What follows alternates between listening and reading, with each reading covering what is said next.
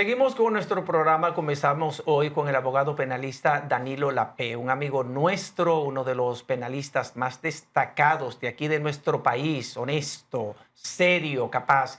Bueno, hablábamos antes de irnos a la pausa de la cantidad de fiscales que necesitamos, la cantidad de nuevos tribunales que necesitamos también, pero antes de entrar en esa materia, yo quiero que usted me explique qué tan importante es el cúmulo de pena que está establecido en el Código Penal aprobado, el código que está esperando el 2026 para ser aplicado, si no es que antes lo declara no conforme con la Constitución, el Tribunal Constitucional, Vale, porque hay que claro, esperar claro. esa decisión. Entonces, ese cúmulo de pena que llega hasta 60, por ejemplo, cuando la persona comete diferentes delitos o los delitos son agravados, yo pienso que era una necesidad. ¿Usted está de acuerdo con eso? Porque hay juristas que dicen que no, que aumentar la pena no resuelve el problema del delito y del crimen en la República Dominicana. Bueno, tú estás claro como con muchos abogados, José Tomás. O sea, muchos abogados que dicen, esa es su tesis. Depende a quién tú le preguntes. Si tú le preguntas a un defensor de imputados, te van a decir que muchos años, 60, para un criminal. Pero una persona que cometa un crimen que a una menor, que viole a una menor, que la asesine, que mate 5 personas, 6, no es igual a uno que cometa en un accidente de tránsito mate a uno. No, aquí hay personas que cometen unos crímenes que no pueden estar infectando el medio ambiente.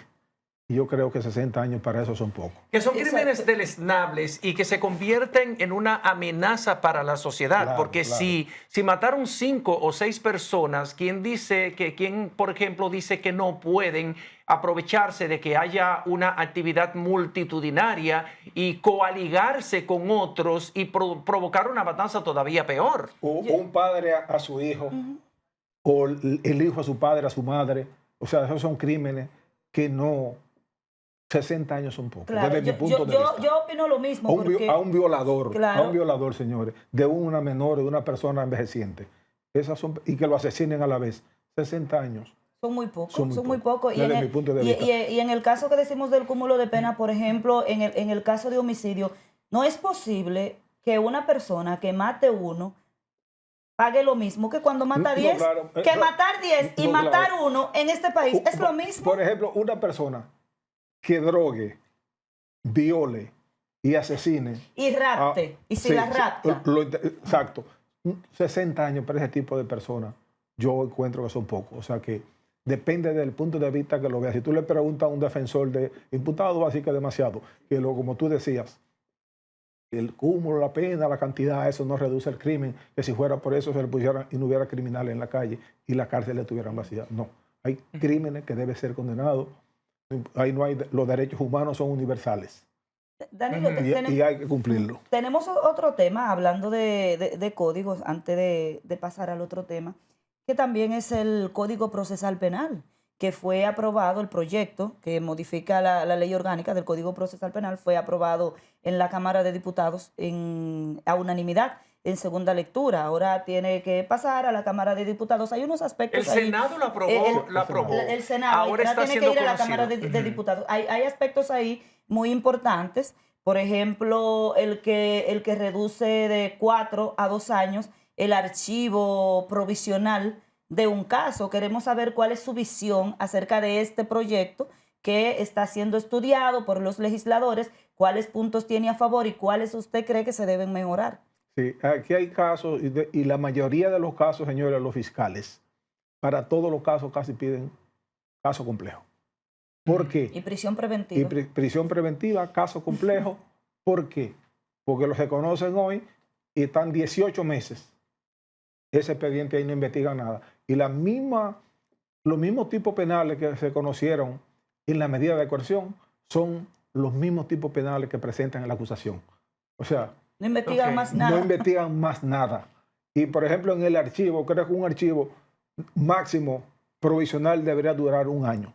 1 año. Porque si los fiscales en ese tiempo no tienen los suficientes elementos de prueba, mantienen incertidumbre a ese imputado y a la misma víctima, porque la víctima está esperando que fallen a su favor y en 1 año o 2 años, y si están 4 años para que sea un archivo definitivo, es peor que un juicio.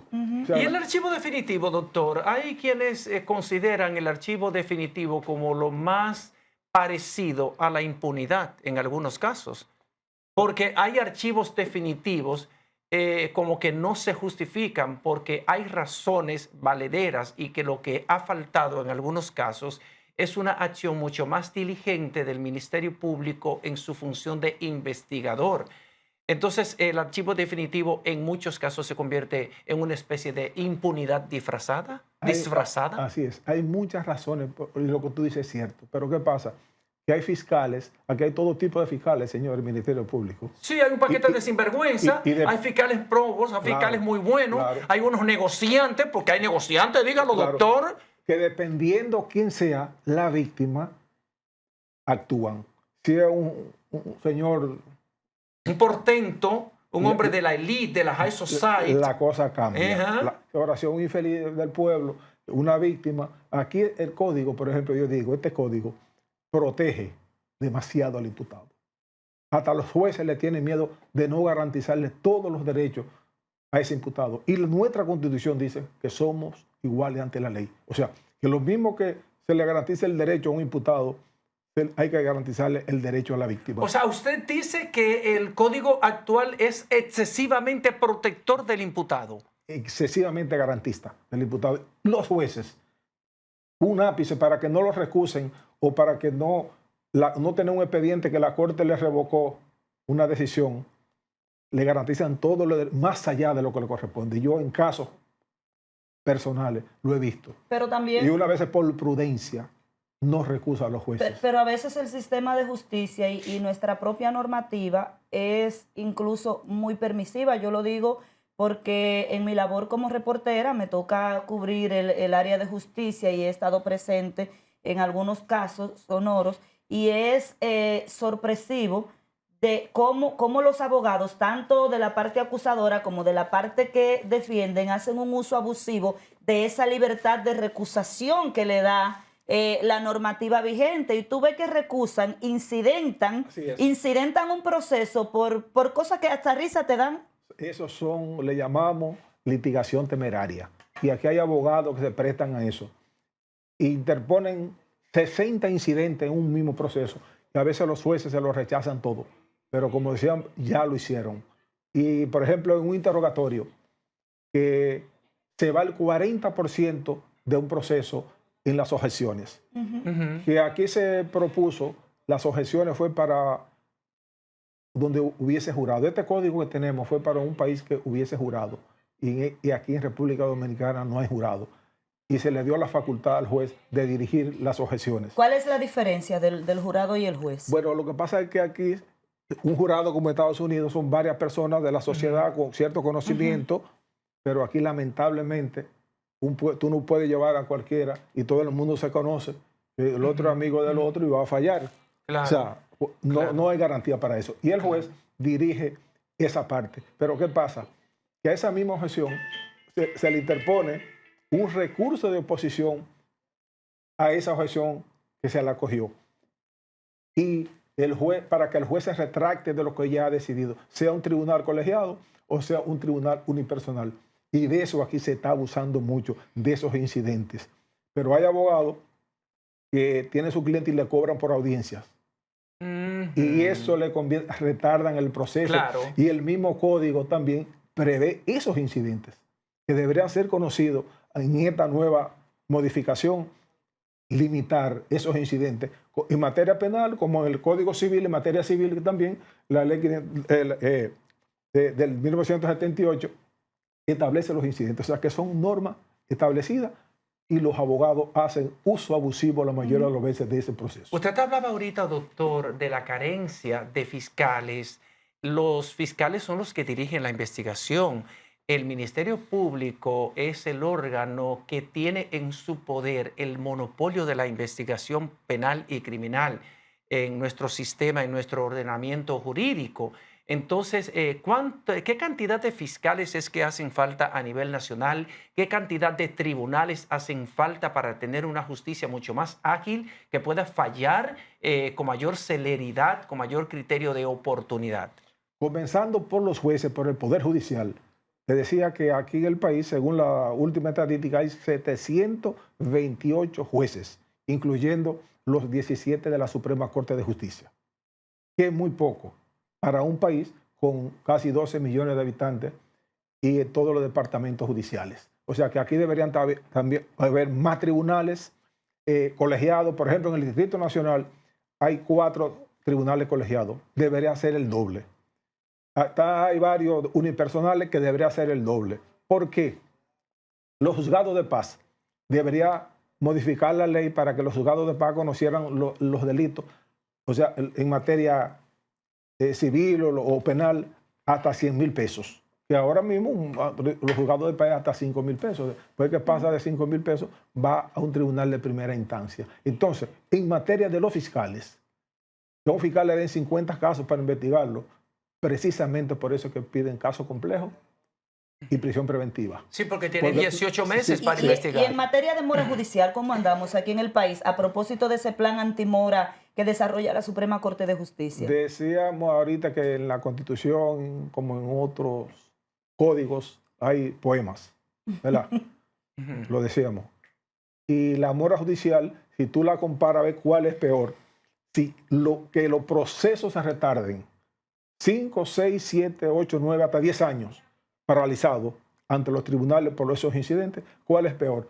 Si la mora judicial, porque si a la Suprema Corte de Justicia o a una corte le llegan 10 casos o 50 casos en un mes, lo van a resolver claramente. Pero si en los tribunales de primera instancia o los juzgados de la instrucción a nivel nacional se paralizan todos esos casos, claro, no va a haber mora judicial, pero no va a haber justicia rápida, que igual que es peor que la mora. Claro. Doctor, si hacemos una evaluación en sentido general al sistema de justicia de la República Dominicana, ¿estamos tan bien como lo expresa el presidente de la Suprema Corte de Justicia, Luis Henry Molina, cada 7 de enero cuando celebramos el Día del Poder Judicial? Porque yo veo tantas flores, yo veo un discurso tan poético, tan florido, como tan surrealista, porque la realidad que uno ve en los tribunales es totalmente diferente. Entonces, ¿estamos también en materia de justicia o real y efectivamente el presidente de la Suprema lo que hace es que acomoda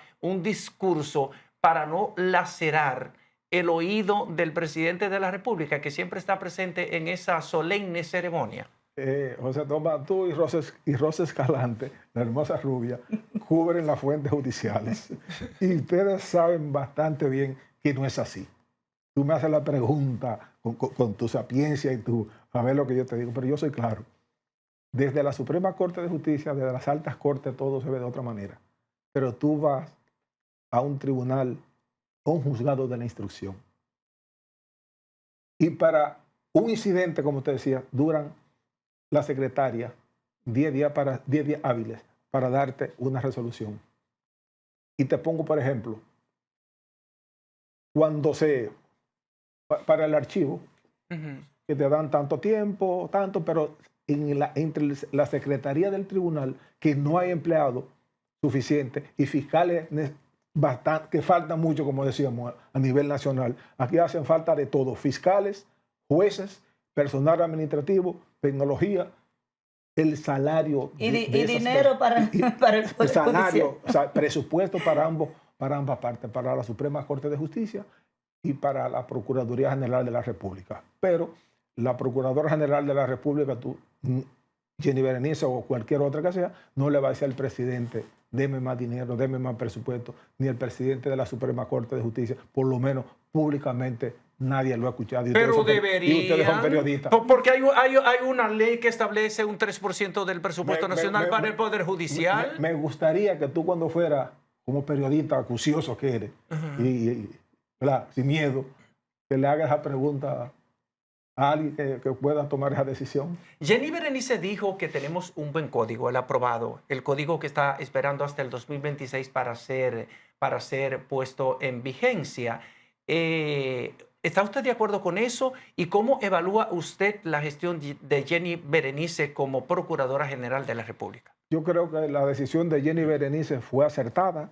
Incluso muchas personas me decían cosas a mí, porque yo siempre he sido un defensor de ella.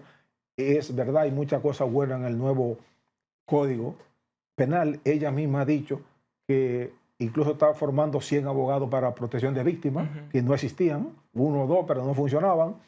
Y también para los fiscales, para los defensores. O sea que en esa parte yo creo que el código se ha avanzado, pero falta mucho por hacer, falta presupuesto, sobre todo presupuesto, porque las buenas intenciones de la Procuradora General de la República, como pensaba antes, ella entró por la puerta ancha y esperamos que también salga por la puerta ancha. Ese es mi deseo y albergamos la esperanza de que así sea, pero sin dinero, presupuesto para el Ministerio Público.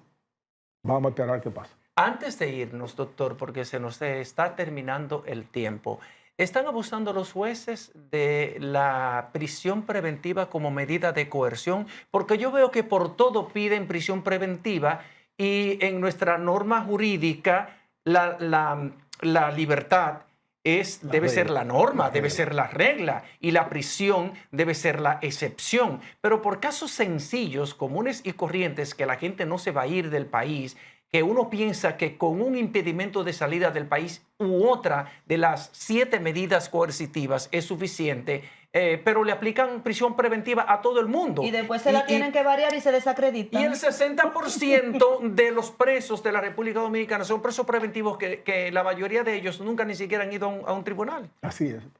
Tú lo has dicho precisamente, pero eso es lo que se llama los jueces cobardes. Y la mayoría de los jueces de aquí son cobardes. Porque acogen todo lo que el Ministerio Público les solicita. Incluso a veces la víctima está al lado del Ministerio Público, pero a veces no cogen la defensa para no verse envuelto en escándalos. ¿Qué pasa? Aquí te condenan a una persona a 20 años, por ejemplo. Tuvo 18 meses de prisión preventiva.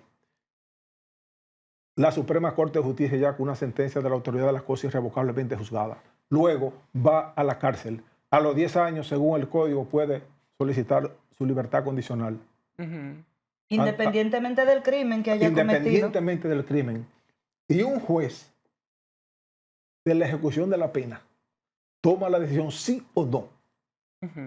Una decisión que tomó la Suprema, que fue condenado ese criminal, ya después, a los 10 años, ya lo quieren pintar de santo para que vuelva por la calle. Que porque se ha portado bien, que porque ha hecho cursos de capacitación en la cárcel. Y reinciden en el mismo crimen. Y a veces ese mismo Ministerio Público que lo acusó, es el mismo Ministerio Público que está de acuerdo con que se le varíe la libertad de los 20 años para que salga en 10. O sea, aquí hay cosas que el juez de la ejecución de la pena, ese mismo código, tiene que modificarlo para que no sea ese juez, que un juez inferior tome la decisión de una condena por la Suprema Corte de Justicia. Bueno, así llegamos al final de esta edificante entrevista con Danilo Lapeo, abogado penalista. Ustedes, amables televidentes, gracias por continuar con nosotros. Vamos a una pausa comercial. Cuando regresemos, el resto del contenido.